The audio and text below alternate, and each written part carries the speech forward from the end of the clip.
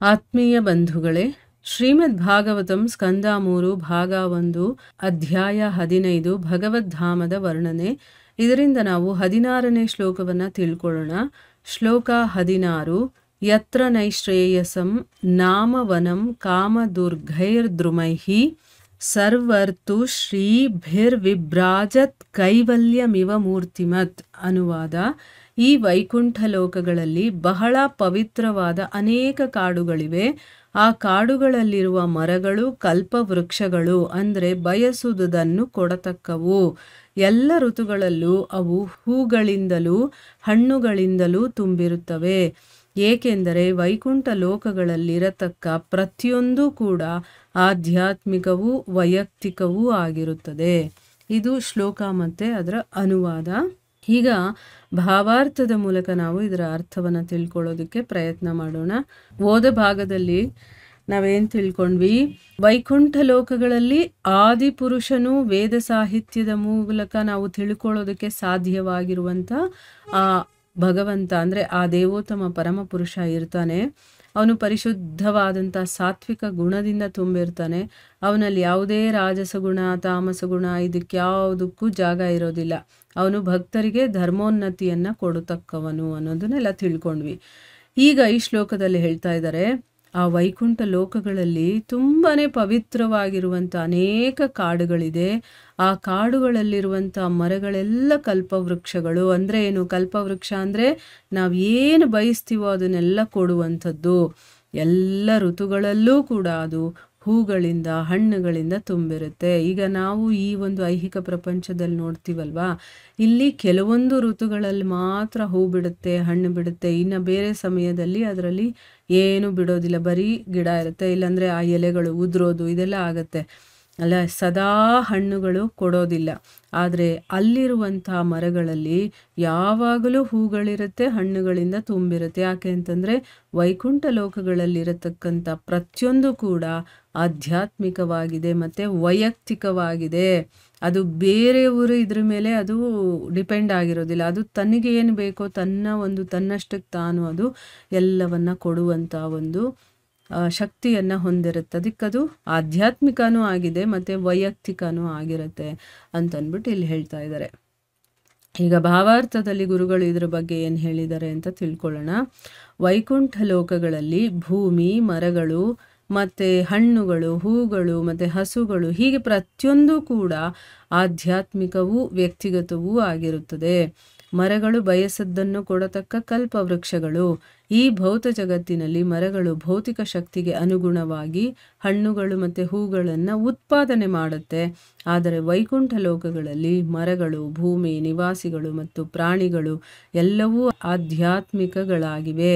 ಅಲ್ಲಿ ಮರಕ್ಕೂ ಪ್ರಾಣಿಗೂ ಅಥವಾ ಪ್ರಾಣಿಗೂ ಮನುಷ್ಯನಿಗೂ ವ್ಯತ್ಯಾಸವಿರುವುದಿಲ್ಲ. ಇಲ್ಲಿ ಮೂರ್ತಿಮತ್ ಎಂಬ ಶಬ್ದವು ಪ್ರತಿಯೊಂದಕ್ಕೆ ಆಧ್ಯಾತ್ಮಿಕ ಸ್ವರೂಪವಿದೆ ಎಂಬುದನ್ನು ಸೂಚಿಸುತ್ತದೆ. ಇಲ್ಲಿ ವೈಕುಂಠ ಲೋಕದಲ್ಲಿರುವಂಥ ಜೀವಿಗಳಿಗೂ ಇಲ್ಲಿಗೂ ಏನು ವ್ಯತ್ಯಾಸ ಅಂತ ಹೇಳ್ತಾ ಇದ್ದಾರೆ. ಈಗ ವೈಕುಂಠ ಲೋಕದಲ್ಲಿ ಭೂಮಿ, ಮರ, ಹಣ್ಣು, ಹೂವು, ಹಸು ಏನಾದರೂ ಆಗಿರ್ಬೋದು, ಎಲ್ಲವೂ ಆಧ್ಯಾತ್ಮಿಕವಾಗೇ ಇರುವಂಥದ್ದು. ಅಲ್ಲಿ ಐಹಿಕ ಅನ್ನೋದು ಏನೂ ಇರೋದಿಲ್ಲ, ಎಲ್ಲ ಆಧ್ಯಾತ್ಮಿಕ ಮತ್ತು ವ್ಯಕ್ತಿಗತ ಆಗಿರುತ್ತೆ. ಮರಗಳು ತಾವು ಏನು ಇಷ್ಟಪಡುತ್ತೋ ಅದನ್ನೆಲ್ಲ ಕೊಡುತ್ತೆ. ನಾವು ಬೇರೆಯವರು ಏನಾದರೂ ಬಯಸಿದರೆ ಅದನ್ನು ಕೂಡ ಕೊಡುವಷ್ಟು ಅದಕ್ಕೆ ಶಕ್ತಿ ಇರುತ್ತೆ. ಅದಕ್ಕೆ ಅದನ್ನು ಕಲ್ಪವೃಕ್ಷಗಳು ಅಂತ ಹೇಳೋದು ಆ ಮರಗಳನ್ನು.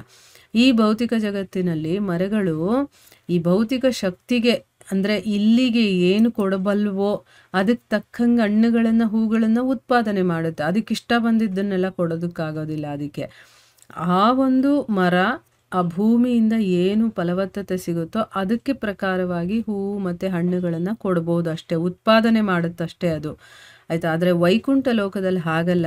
ಮರಗಳಾಗಿರ್ಬೋದು, ಭೂಮಿ ಆಗಿರ್ಬೋದು, ನಿವಾಸಿಗಳಾಗಿರ್ಬೋದು, ಪ್ರಾಣಿಗಳಾಗಿರ್ಬೋದು, ಎಲ್ಲವೂ ಆಧ್ಯಾತ್ಮಿಕವಾಗಿರುತ್ತೆ. ಅಲ್ಲಿ ಮರಕ್ಕೂ ಪ್ರಾಣಿಗಳಿಗೂ ವ್ಯತ್ಯಾಸ ಇರೋದಿಲ್ಲ ಮತ್ತು ಪ್ರಾಣಿಗಳಿಗೂ ಮನುಷ್ಯರಿಗೂ ಕೂಡ ವ್ಯತ್ಯಾಸ ಇರೋದಿಲ್ಲ. ಇಲ್ಲಿ ಮೂರ್ತಿಮತ್ ಅನ್ನುವಂತಹ ಶಬ್ದ ಅಂದರೆ ತಮ್ಮದೇ ಆದಂಥ ಮೂರ್ತ ಸ್ವರೂಪವನ್ನು ಅಂತ ಅರ್ಥ. ಆ ಒಂದು ಆಧ್ಯಾತ್ಮಿಕ ಸ್ವರೂಪ ಅನ್ನೋದು ಇರುತ್ತೆ ಅನ್ನೋದು ನಾವಿಲ್ಲಿ ಅರ್ಥ ಮಾಡ್ಕೋಬೋದು. ನಿರಾಕಾರವಾದಿಗಳು ಭಾವಿಸತಕ್ಕ ನಿರಾಕಾರತ್ವವು ಈ ಶ್ಲೋಕದಲ್ಲಿ ನಿರಾಕರಿಸಲ್ಪಟ್ಟಿದೆ. ವೈಕುಂಠ ಲೋಕಗಳಲ್ಲಿ ಪ್ರತಿಯೊಂದು ಕೂಡ ಆಧ್ಯಾತ್ಮಿಕವಾಗಿರುವುದಾದರೂ ಪ್ರತಿಯೊಂದಕ್ಕೂ ಕೂಡ ನಿರ್ದಿಷ್ಟವಾದ ರೂಪವಿದೆ. ಮರಗಳು ಮತ್ತು ಮನುಷ್ಯರು ರೂಪವುಳ್ಳವರು, ಅವೆಲ್ಲವೂ ಬೇರೆ ಬೇರೆ ರೂಪವುಳ್ಳವು, ಆದುದರಿಂದ ಆಧ್ಯಾತ್ಮಿಕವಾಗಿವೆ. ಅವುಗಳ ಒಳಗೆ ವ್ಯತ್ಯಾಸವಿರುವುದಿಲ್ಲ. ಅಂದರೆ ಏನು? ಈಗ ನಿರಾಕಾರವಾದಿಗಳು ಇದಿಲ್ಲ ಅದಿಲ್ಲ ಅಂತ ಹೇಳ್ತಾರೆ, ನಿರಾಕಾರ ಅಂತ ಹೇಳ್ತಾರಲ್ಲ, ಆ ನಿರಾಕಾರತ್ವವನ್ನು ಇಲ್ಲಿ ಅವರು ನಿರಾಕರಣೆ ಮಾಡಿದ್ದಾರೆ ಅಂತ. ನಿರಾಕಾರ ಇಲ್ಲ, ಎಲ್ಲಕ್ಕೂ ಆಕಾರ ಇದೆ ಅಂತಂದ್ಬಿಟ್ಟು ವೇದಗಳು ಹೇಳುತ್ತೆ. ವೈಕುಂಠ ಲೋಕಗಳಲ್ಲಿ ಪ್ರತಿಯೊಂದು ಕೂಡ ಆಧ್ಯಾತ್ಮಿಕವಾಗಿದ್ದರೂ ಕೂಡ ಎಲ್ಲದಕ್ಕೂ ತಮ್ಮದೇ ಆದಂಥ ಒಂದು ನಿರ್ದಿಷ್ಟವಾದಂಥ ಒಂದು ರೂಪ ಇರುತ್ತೆ. ಆ ರೂಪ ಕೂಡ ಆಧ್ಯಾತ್ಮಿಕವಾಗೇ ಇರುವಂಥದ್ದು. ಮರಗಳು ಮತ್ತು ಮನುಷ್ಯರು ಅವ್ರಿಗೂ ಕೂಡ ರೂಪ ಇರುತ್ತೆ, ಅದೆಲ್ಲವೂ ಕೂಡ ಬೇರೆ ಬೇರೆ ರೂಪದಿಂದ ಇರೋದ್ರಿಂದ ಎಲ್ಲವೂ ಆಧ್ಯಾತ್ಮಿಕವಾಗಿದೆ ಮತ್ತು ಅದರಲ್ಲಿ ವ್ಯತ್ಯಾಸ ಇರೋದಿಲ್ಲ. ಇಲ್ಲಿ ನಾನು ಗಂಡಸು, ನೀನು ಹೆಂಗಸು, ಇದು ಮರ, ಇದು ಗಿಡ ಅಂತೆಲ್ಲ ನಾವು ಸಪ್ರೇಟಾಗಿ ವ್ಯತ್ಯಾಸವನ್ನು ತೋರಿಸಿ ಹೇಳ್ತೀವಿ. ಆದರೆ ಅಲ್ಲಿ ಎಲ್ಲ ಆಧ್ಯಾತ್ಮಿಕವಾಗಿರುತ್ತೆ ಹೊರತು ಅಲ್ಲಿ ಯಾವುದೇ ವ್ಯತ್ಯಾಸಗಳು ಇರೋದಿಲ್ಲ ಅನ್ನೋದನ್ನು ಹೇಳ್ತಾರೆ. ಸೊ ಇಲ್ಲಿ ಈಗ ನಾವು ಯಾವ ಒಂದು ಮನಸ್ಥಿತಿಯಲ್ಲಿ ಇರ್ತೀವೋ, ನಮ್ಮ ಒಂದು ಆಧ್ಯಾತ್ಮಿಕ ಸಾಧನೆಯ ಮಟ್ಟ ಎಲ್ಲಿರುತ್ತೋ ಆ ರೀತಿ ನಮ್ಗೆ ಅರ್ಥ ಆಗ್ತಾ ಹೋಗುತ್ತೆ, ಆಯಿತಾ. ನಾನು ಒಂದು 50% ಅಷ್ಟು ಆಧ್ಯಾತ್ಮಿಕದಲ್ಲಿ ಮುಂದುವರೆದಿದ್ದೀನಿ, ನನ್ನನ್ನು ನಾನು ಸಮರ್ಪಣೆ ಮಾಡ್ಕೊಂಡಿದ್ದೀನಿ ಭಗವಂತನಿಗೆ ಅಂದರೆ ಆ ಮಟ್ಟದವರೆಗೂ ನಮ್ಗೆ ಅರ್ಥ ಆಗ್ತಾ ಹೋಗುತ್ತೆ. ಇನ್ನೂ ನಾನು 10%ಅಲ್ಲೇ ಇದ್ದೀನಿ ಅಂದರೆ ಏನೂ ಅರ್ಥ ಆಗಲ್ಲ, ಒಂದು ಕತೆ ಥರ ಕೇಳ್ತಾ ಇರ್ತೀವಿ. ಆದರೆ ಇನ್ನೊಂದು ಸ್ವಲ್ಪ ಮುಂದೆ ಹೋಗಿದರೆ ತತ್ವಗಳ ಅರ್ಥ ಆಗ್ತಾ ಹೋಗುತ್ತೆ. ಇನ್ನೂ ಒಂದು ಸ್ವಲ್ಪ ಮುಂದೆ ಹೋದಾಗ ಆ ರಿಯಾಲಿಟಿ ಏನಿದೆಯೋ ಅದೇ ನಮಗೆ ಕಾಣಿಸ್ತಾ ಹೋಗುತ್ತೆ. ಈ ರೀತಿ ಅರ್ಥ ಮಾಡ್ಕೋಬೇಕಾ ಇದನ್ನು ಅಂತಂದ್ಬಿಟ್ಟು. ಅದರಿಂದ ನಾವು ಸಾಧನೆ ಮಾಡೋದನ್ನು ನಿಲ್ಲಿಸಬಾರ್ದು. ಸದಾ ನಾವು ಭಗವಂತನ ಚಿಂತನೆ, ಅವನ ಒಂದು ವಿಷಯಗಳಲ್ಲಿ ತೊಡಗಿರೋದು, ಅವನ ಸೇವೆಯಲ್ಲಿ ತೊಡಗಿರೋದು, ಈ ರೀತಿ ನಮ್ಮನ್ನು ನಾವು ಎಷ್ಟರ ಮಟ್ಟಿಗೆ ಸಮರ್ಪಣೆ ಮಾಡ್ಕೊಳ್ತಾ ಹೋಗ್ತೀವೋ ಅಷ್ಟರ ಮಟ್ಟಿಗೆ ನಮಗೆ ಇದೆಲ್ಲ ನೀಟಾಗಿ ಅರ್ಥ ಆಗ್ತಾ ಹೋಗುತ್ತೆ.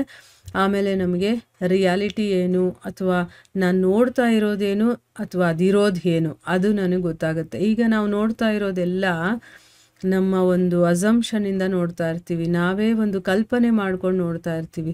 ಆದರೆ ಅದು ಇರೋದು ಹೇಗೆ ಇದೆಯೋ ಹಾಗೆ ನಮ್ಗೆ ಅರ್ಥ ಆಗಬೇಕು ಅಂತಂದರೆ ನನ್ನನ್ನು ನಾನು ಕಂಪ್ಲೀಟಾಗಿ ಸರೆಂಡರ್ ಮಾಡ್ಕೊಂಡಿರಬೇಕು ಭಗವಂತನಿಗೆ.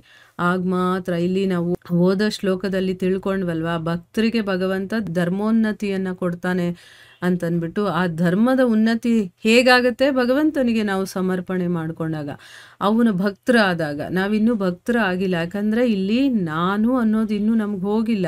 ಯಾವಾಗ ನಾನಲ್ಲ ಅವನೇ ಎಲ್ಲ ಅನ್ನೋದು ಗೊತ್ತಾಗುತ್ತೋ ಅಥವಾ ಅವನಿಗೆ ನಾವು ಸಮರ್ಪಿತರಾಗ್ತೀವೋ ಆವಾಗ ಅವನು ನಮ್ಮನ್ನು ಕರ್ಕೊಂಡು ಹೋಗ್ತಾನೆ.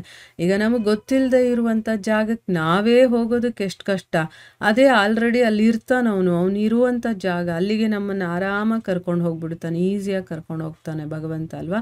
ಅದಕ್ಕೋಸ್ಕರ ಮೊದಲು ನಾವು ಅವನಿಗೆ ಸಮರ್ಪಿತರಾಗೋದನ್ನು ಕಲಿಬೇಕು.